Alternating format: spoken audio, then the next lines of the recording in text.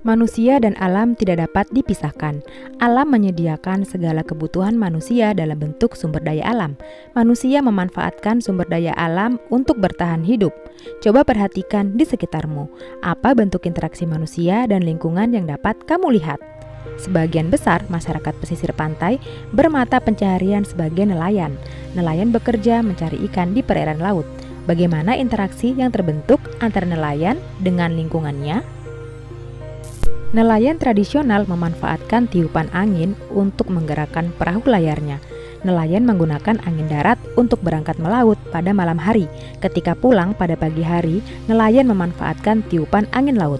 Aktivitas melaut ini merupakan kegiatan ekonomi yang dilakukan nelayan. Dari hasil melaut nelayan dapat memenuhi kebutuhan sehari-hari. Aktivitas nelayan ini menjadi upayanya dalam membangun perekonomian. Dalam melaksanakan kegiatannya, nelayan menggunakan teknik yang berbeda-beda. Ada yang memancing, menjala atau menjaring, memerangkap, memanah, dan menombak. Alat tangkap yang digunakan pun berbeda jenis sesuai dengan teknik menangkapnya, seperti pancing, jala, jaring, bubu panah, dan tombak. Teknik tangkap beserta alatnya ini merupakan bentuk pembangunan budaya oleh masyarakat nelayan. Misalnya, teknik berburu ikan dengan tombak menjadi sebuah tradisi budaya bagi masyarakat Lamalera. Bagi masyarakat Lamalera di Kabupaten Lembata, Provinsi Nusa Tenggara Timur, laut adalah ibu. Laut menjadi sumber penghidupan bagi masyarakat Lamalera sejak zaman nenek moyang. Kehidupan masyarakat Lamalera tidak bisa lepas dari laut. Hasil laut yang diperoleh digunakan baik untuk memenuhi kebutuhan maupun untuk dijual. Dalam aktivitas melautnya, masyarakat Lamalera mempunyai satu tradisi yang unik, yaitu berburu paus.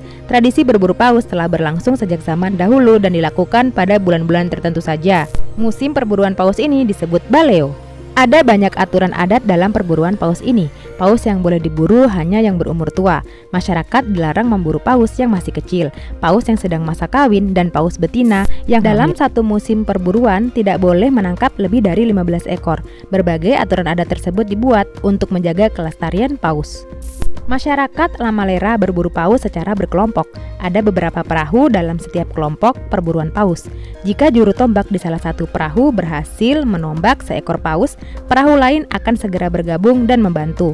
Paus yang berhasil ditangkap akan ditarik ke tepi pantai secara bersama-sama. Ikan paus akan dibagi secara adil ke seluruh warga. Sistem pembagian diatur secara adat dengan mengutamakan janda dan anak yatim. Pembagian selanjutnya meliputi kepala perahu, awak perahu, pemilik perahu, dan kepala adat hingga seluruh masyarakat meskipun tidak ikut berburu. Hasil pembagian ini dapat dijual kembali atau dibarter barang lain yang lebih dibutuhkan. Dengan demikian, dari aktivitas tersebut tercipta pembangunan ekonomi, sosial, dan budaya dalam kehidupan masyarakat Lamalera. Selain kehidupan masyarakat Lamalera, salah satu bentuk kehidupan sosial budaya yang lain yaitu adanya upacara tradisi atau adat. Upacara tradisi juga menjadi bentuk keterikatan masyarakat dengan lingkungan alamnya. Upacara tradisi yang dapat dijumpai di sepanjang pantai Indonesia. Setiap daerah memiliki upacara tradisi yang menjadi ciri khasnya. Sebagai contoh, masyarakat di Pantai Molo, Kokorotan, Provinsi Sulawesi Utara setiap tahunnya menggelar festival Manee. Festival ini merupakan tradisi adat untuk menangkap ikan secara bersama-sama di laut. Sementara itu, di sepanjang pesisir Pulau Jawa dapat dijumpai tradisi sedekah laut.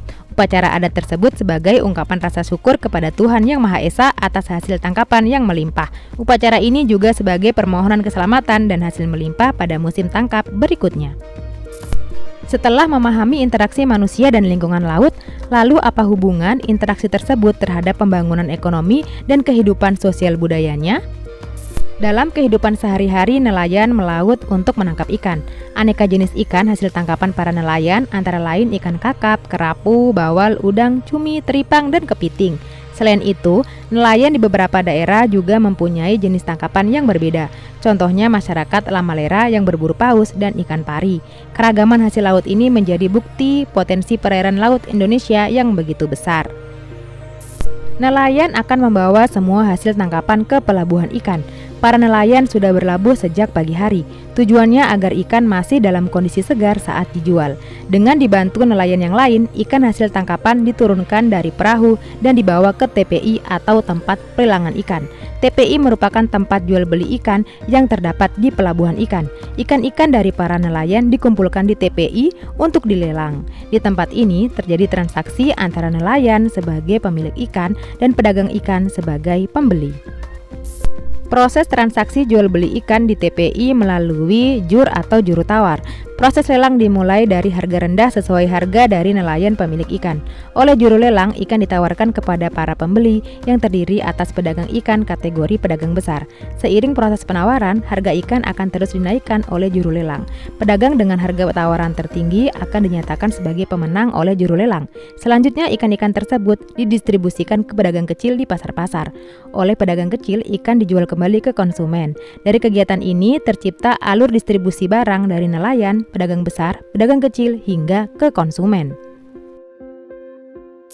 Di TPI dapat dijumpai beberapa kegiatan ekonomi oleh masyarakat dalam upaya membangun ekonominya. Ada nelayan yang usai mencari ikan, juga berdagang menjual ikan tangkapannya. Ada para pedagang ikan yang membeli ikan dari nelayan. Ada juru lelang yang bertugas melelang ikan-ikan dari nelayan. Setiap orang yang terlibat dalam kegiatan pelelangan akan mempunyai peran tersendiri. Untuk menjalankan perannya, seseorang harus menjalin hubungan baik dengan orang lain. Demikian juga dengan orang-orang yang terlibat dalam kegiatan di TPI.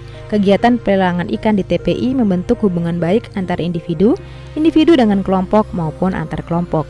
Pola hubungan tersebut melibatkan nelayan sebagai penjual, juru lelang sebagai petugas lelang, dan para pedagang ikan sebagai pembeli di TPI.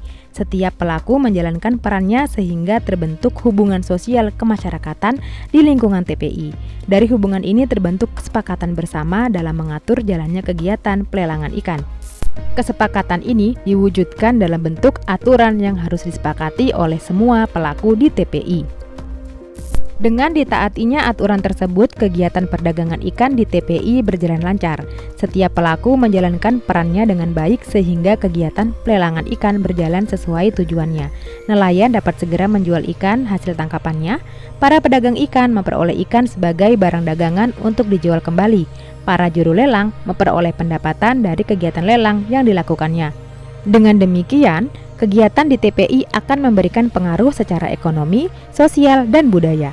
Secara tidak langsung, kegiatan-kegiatan di TPI merupakan proses pembangunan ekonomi, sosial, dan budaya di wilayah pesisir.